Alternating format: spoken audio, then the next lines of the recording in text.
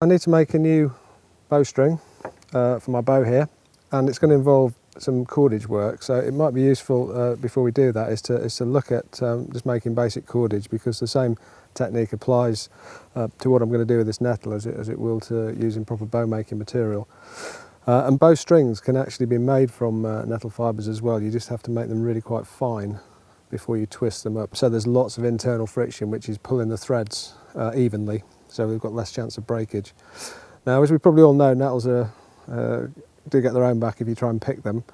And the reason they do that is they've got these tiny little hairs in there which inject you with all sorts of chemicals that give you a nasty reaction. So to handle these things, what we need to do really is crush them before they can get through your skin. With that in mind, the expression grasp the nettle comes into play, because if you're ginger with these things, they will get you. What you need to do is really grab them firmly and crush all of these little hairs down before they can get into your skin. And probably the easiest way to do this is to pull this really briskly through your fingers without hesitating. So if I hesitate, all these leaves are going to flap back and sting me across the hands. So I'm going to have to do this fairly quickly, like so. And then go over again and make sure that all those hairs have gone. It's getting towards sort of late summer, so these stems are quite stiff, particularly where the nodes are, and the nodes are the bits where the side branches were. So it's worth breaking those open a little bit. And what I'm going to do that is use somebody's old bow drill here and just use it a little bit like a rolling pin.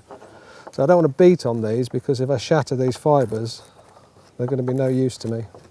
In the springtime, you don't need to go through this hassle. The outer fibres will literally peel off if you just get your fingers in there.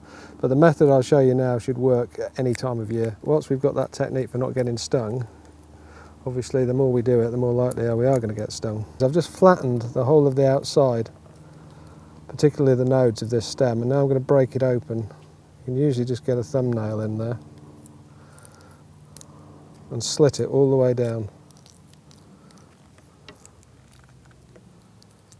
I did hear a rumour, I don't know how true it is, that during the war, as the Germans were sort of losing a little bit and they were running out of money, they started making uniforms from nettle fibres. I've opened this up, it's nice and flat on the inside, and what we've got here is this pale pith, the centre of the plant itself, and what we really want is these nice shiny green fibres on the outside. Other times of year this won't be a problem, but if you're going particularly towards the end of summer and early autumn, this outer fibre will glue itself to the pith. So how you take this off will determine on how many fibres you manage to pull off. So what I'm going to do is break it here and then pull down with my left hand and flick up with the forefinger on my right hand, and my thumb is keeping the whole thing flat. So if I don't keep this bit flat, what happens is it rolls up and most of the fibres end up staying on, and you have to do twice as many nettles. So just pulling down gently with the left, flicking up with my forefinger and keeping the whole thing flat with my thumb. And that's the bit we don't want. And then turn it round, push up and do exactly the same thing.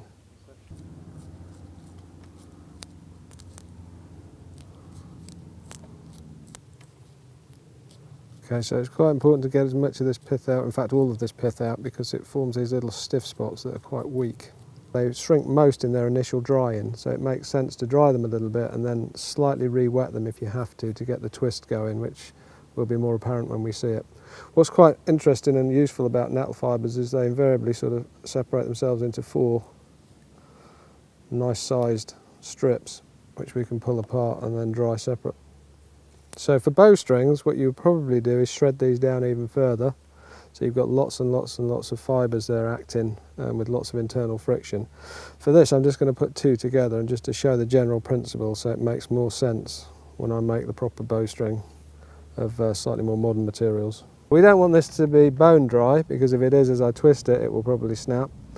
But it needs to be dry enough that as it continues its drying, it doesn't all fall apart and become loose. So what we've got, these bundles, we've bundled them over, and I've just folded them past halfway so that they don't both run out at the same time, so we don't have ugly lumps when we're adding in fibres. And initially what I'm going to do is clamp it with my left hand, and it doesn't matter whether you twist away or towards, as long as you do the same thing throughout the process. And when I've got enough tension on there, if I push them together, it wants to kink, and that's my start, and I just help it along, giving it a reverse twist. So the next thing is to get hold of it where these two bundles of fibres come out from the cord we've made and clamp that firmly, and then again twisting towards myself, I twist one and then clamp it so that one's under tension, and I twist the second one, and now both of those are under tension. I'm going to let go of my left hand and it should start to want to twist up. That one didn't very much because this is still a little bit moist, and then you help it along. Come down again to where those two are coming out of the cord, twist and clamp. Whoops, I've left some pith in that one. Twist and clamp, and then help it along. So we start to make cord really quite quickly once you get the rhythm. So that's the two stages broken down. The initial twist, or double twist if you like, 'cause I'm doing two of them, and then letting go and allowing the other one to reverse twist around them. But the actual reality of making cord is you don't wait for that, you do it all in one motion. So I just twist and clamp, help it along. I've run out of fibres here, so what I'm going to do now is I'm going to grab another bundle of fibres and I'm just going to lay them on alongside. Now what I would normally do, if necessary, is to taper these. So it could be that I pull a few fibres out for a couple of inches, like here, just so that I don't get some sudden lump in the join there. And then I merely just twist the two together. So twist one, twist the other, and then reverse twist. And then these bits that are sticking out from the adding in, we can just burn them off with a candle or cut them off at a later date. And you can just carry on doing that for as long as you want, until you run out of nettles, whichever comes first. Aside from bowstrings, obviously, string generally in the outdoors has a myriad of uses, and we've done this quite a lot of times successfully on courses and made really quite long lengths and taken people fishing with it. We've also had some made. It was about 3 mil in diameter, and we had some made and tested, and it broke at 50 pounds breaking strain with a proper rope testing machine. So it's quite impressive stuff once it dries out. It's really quite strong. And then to get very, very strong vegetable fibres, you're probably looking at tree barks, in particular lime and willow, which make exceptionally good cordage. In fact, I think lime, the derivative of lime, comes from linden, which I think means line or rope, or that's where it came from the Anglo-Saxons, so they obviously used it in relatively historical times.